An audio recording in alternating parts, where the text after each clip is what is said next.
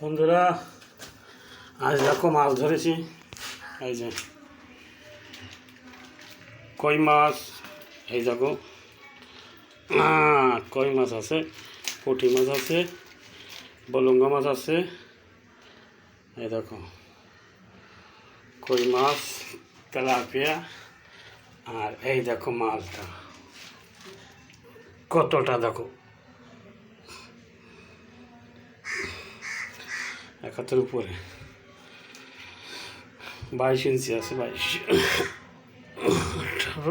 22 ইঞ্চি আছে মালটা। দেখো এটা, দেখো বাটা মাছের মতন, দেখো এই মাছটা। আর শোলখানা দেখো, শোলখানা দেখো, শোলটা মাল তো আছে। দেখো মালটা, মালটা দেখো কেমন।